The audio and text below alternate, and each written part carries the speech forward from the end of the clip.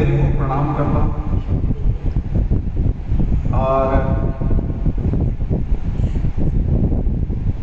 आदरणीय सैनी जी को बहुत शुभकामनाएं देता हूँ।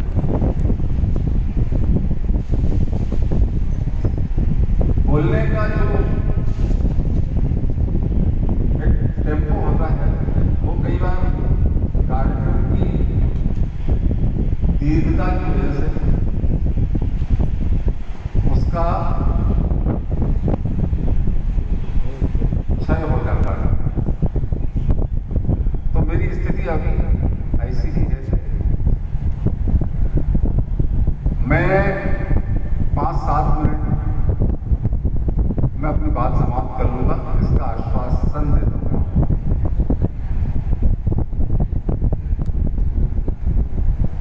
जबलपुर इस अर्थ में भी संस्कार धानी है कि मैं जिनको श्रोता समझ रहा था वो सारे के सारे वक्ता निकले। और ये मैं गंभीरता से कह रहा हूं, प्रखर वक्ता निकले। और ये इस अर्थ में भी परसाई की भूमि है, मैं इसको प्रणाम करता हूं। बहुत सारी बातें हुई हैं, मैं 2-3 मिनट सैनी जी पर बात करूंगा और 5 मिनट के करीब परसाई जी पर बात करूंगा। मैं खंडवा में रहता हूं। हमारे यहाँ एक लेखक हुए हैं, पंडित रामनारायण उपाध्याय। तो अभी जब विनोद जी आलोचना शास्त्र पर बात कर रहे थे तो मुझे उनकी एक बात याद आ गई। उन्होंने कहा कि आजकल आलोचना का ये हाल है कि एक लेखक मित्र ने अपने मित्र को चिट्ठी लिखी कि भाई मैंने तुम्हारी किताब की आलोचना लिखकर भेज दी है, कृपया अपनी किताब तो भेज दीजिए। तो आजकल जो आलोचना शास्त्र है वो लगभग ऐसा ही होता जा रहा है। बहरहाल मैं सैनी जी को इसलिए शुभकामनाएं दूंगा कि वो इस उम्र में भी सक्रिय हैं और जैसा हम सबका विकास हुआ है रचना के क्षेत्र में, लगभग सैनी जी भी उसी रास्ते से चले। पहले कविताएं लिखी, फिर उनको मंचों पर सुनाया। गुलशन नंदा को पढ़ा, प्रेम वाजपेयी को पढ़ा, रानू को पढ़ा, जितने हिंदी के बड़े बड़े लेखक हैं सबने इसी कर्मकांड से गुजर के लेखक हैं। लेकिन जब वो ज्ञानरंजन के संपर्क में आते हैं तो बदल जाते हैं। एक बड़े लेखक से मिलने का, उसके संपर्क में रहने और उसकी बातों को आत्मसात करके अपनी लेखन की धारा को बदलने का जो काम सैनी जी ने किया है वो लगभग हम सब ने किया। एक बहुत छोटी सी बात सैनी जी ने अपने आत्मकथन में लिखी है, वो मुझे बड़ी छू गई, वो मुझे टच कर गई और मुझे वहां परसाई बहुत बड़े लेखक लगते हैं।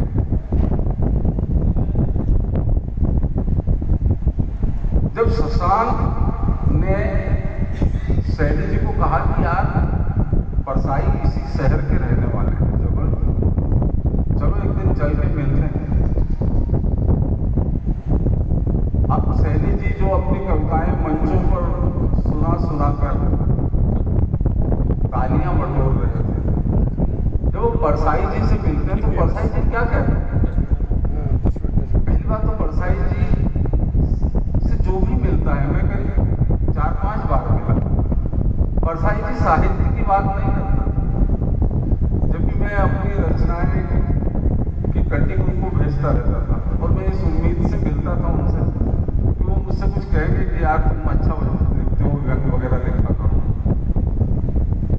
परसाई हालचाल पूछते थे कि तुम्हारे पिता क्या करते हैं, तुम क्या करते हो। सैनी जी से परसाई ने एक बात कही थी,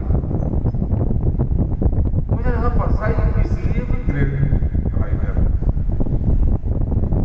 उन्होंने कहा कि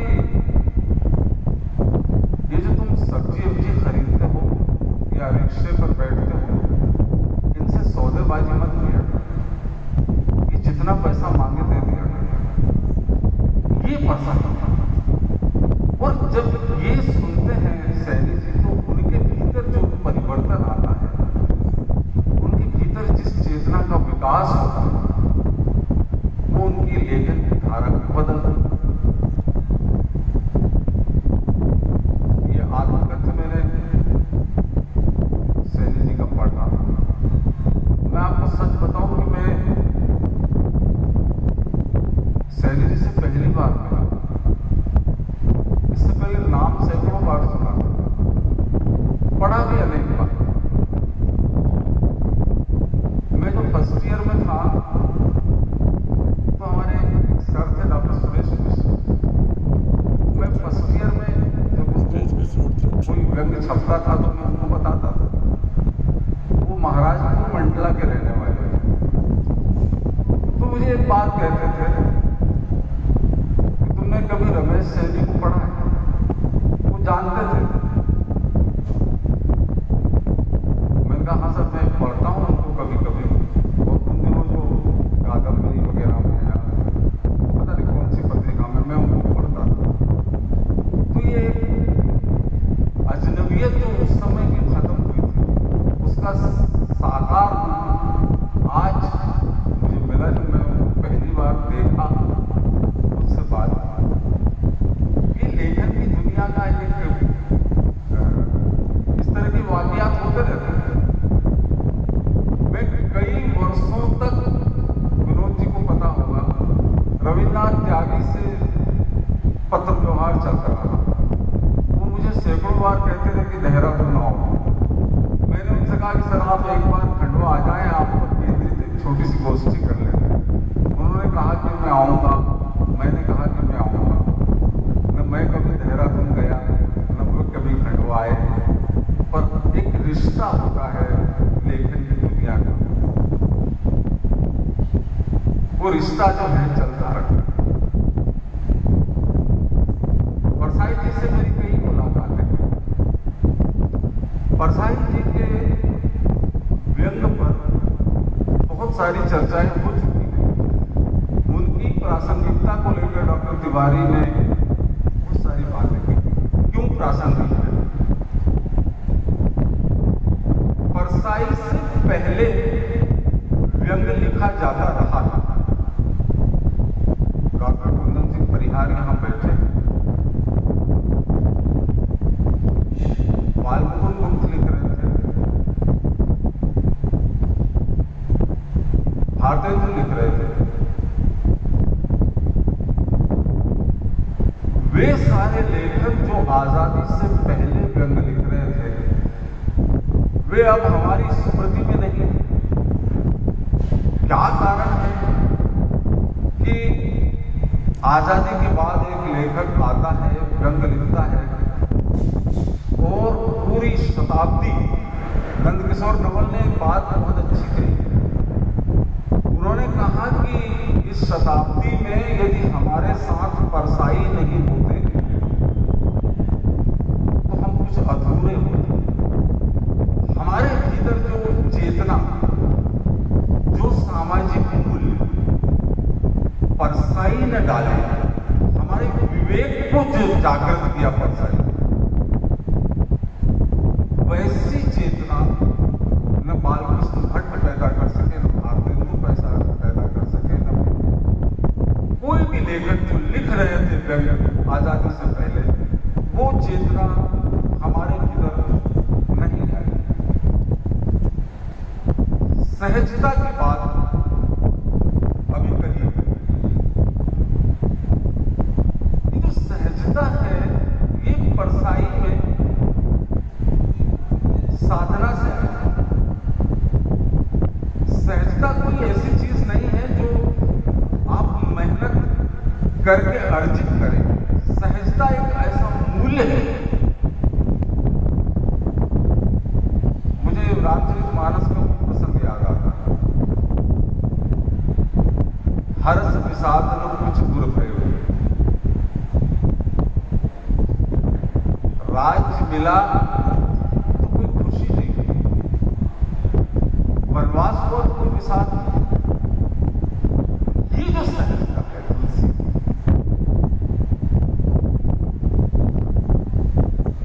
वो एक चौपाई है। सहजे चले जगत के स्वामी, मत मुंबर गुजर का। धनुष यज्ञ हो रहा है, तो दूसरे जितने राजा हैं वो सब बड़े ऊंच पर ताव दे रहे हैं, और यहां ये हाल है। तुलसी लिखते हैं वो बिल्कुल सहज चले। निराला पर रामविलास जी ने कहा है कि वह सहज विलंबित मंथर गति सो निहार, गजराज लाज से राह छोड़ दे एक बार। निराला ऐसे चले। ये जो सहजता है ये परसाई में गहरे से आई है।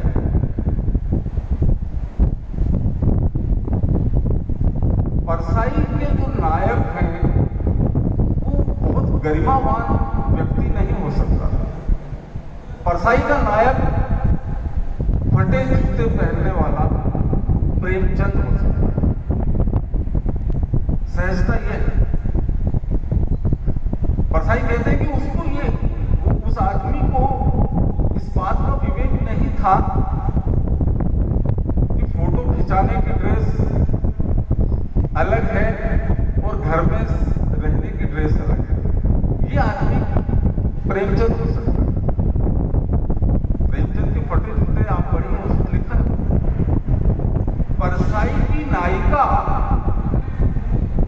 फिर उसी नर्मदा मैया की जय की केवट कन्या हो सकती।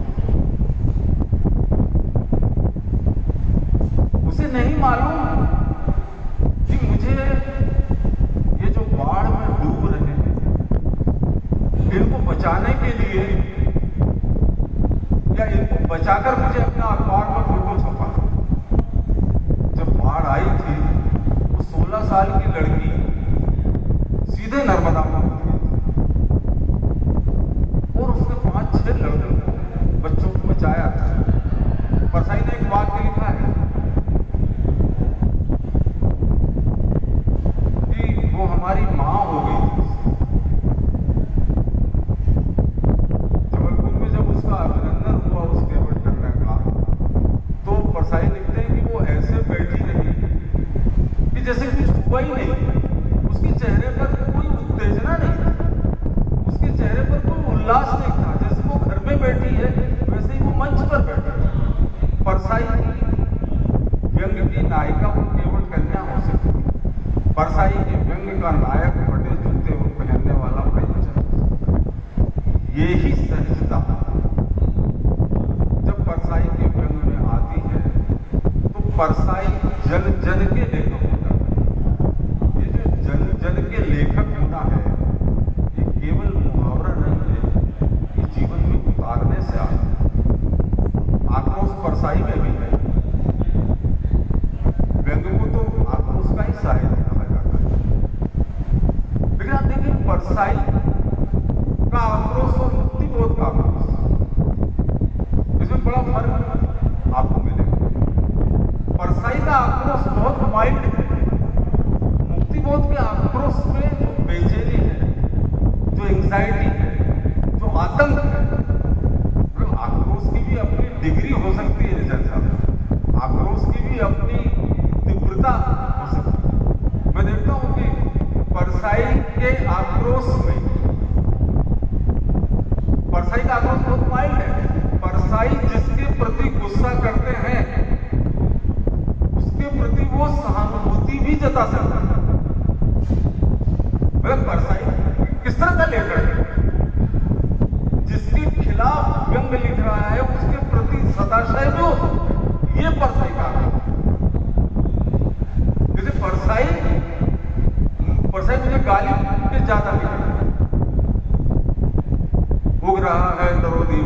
सब्जा गालिब हम बयाबाम है और घर में बाहर आए। मतलब फकीराना अंदाज में तो सारा गजब है कि हम फकीर हैं, यही अंदाज में परछाई है। एक सेंटेंस आता है कि मां के गहने बेचकर पिता का साथ। ये बड़ी करुण पंक्ति। मां के गहने बेचकर पिता का साथ, लेकिन परछाई इसको हाईलाइट नहीं करता। कह दिया ये बात, कह दिया और फिर भूल गए। ये जो सहजता है, ये परछाई का मूल्यबोध है। ये सहजता है, ये परछाई के लेकर। इस पर कभी लंबी बात करने का मेरा इरादा है कि मैं परछाई के व्यंग पर कभी लंबी बात करूं। मैं क्षमा चाहता हूं, काफी देर हो गई है और अभी एक वक्ता और बैठे हैं, दीक्षित जी मेरे पीछे से एक तरह का दबाव महसूस हो रहा है। मैं अपनी बात समाप्त करता हूं, कभी लंबी बात करेंगे। धन्यवाद, नमस्कार।